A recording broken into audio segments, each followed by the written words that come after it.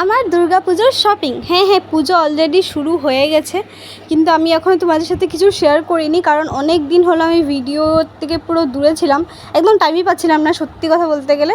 তাই আজকে ভাবলাম চলো ফাইনালি আজকে আমি তোমাদের সাথে একটু শেয়ার করে দিই যে কী শপিং করলাম। আর লাস্ট কিন্তু আমি একটা ভিডিওতে শেয়ার করেছিলাম, একটা ড্রেস আমি দেখিয়েছিলাম পুজোর, আর সেটাও যারা দেখোনি গিয়ে দেখে এসো। তো এখানে যতগুলো তোমরা ড্রেস দেখতে পাবে সব কিন্তু অনলাইনের, একটা অফলাইন না।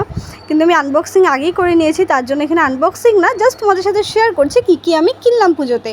তো এটা একদম লাইট পিঙ্ক কালারের একটা কুর্তির সাথে একটা হোয়াইট দুপাট্টা, এত সুন্দর কম্বিনেশন তোমাদের কি বলবো, অনেক সুন্দর এসেছিলো। আর এটা একটা আনারকলি টাইপ একটা ড্রেস, সেটাও অনেক সুন্দর, মানে আমি কিনেছি তো অবভিয়াসলি সুন্দরই হবে, কিন্তু মানে তোমাদের কোন ড্রেসটা সবথেকে বেশি সুন্দর লেগেছে সেটাও জানিও। অনেক দিন হলো ভিডিওটা আপলোড করা হয় না, এখন থেকে পুরো পুজোর পুরো ভিডিও পাবে তোমরা কন্টিনিউ। তাই ভাবলাম চলো আজকে, আর এই দেখো আমার পুষি কী সুন্দর বসে আছে, দুজন আমার ড্রেস দেখছিল তোমাদের মতন। যাই হোক, এই ড্রেসটা তোমাদের কেমন লাগলো জানিও। আর নেক্সট একটা হলো এই রেড কালারের একটা শাড়ি, আর শাড়িটা মেনলি আমি অষ্টমীর দিন পরার জন্য নিয়েছি। অষ্টমীতে শাড়ি না পেলে কীরকম একটা পুজোটা অধুরা লাগে, জানি না কেন। আর কারা পরো শাড়ি সেটা কমেন্ট করে জানিও, কিন্তু ড্রেস পরে আমি অষ্টমী কখনোই না, আমি অষ্টমী মানেই শাড়ি।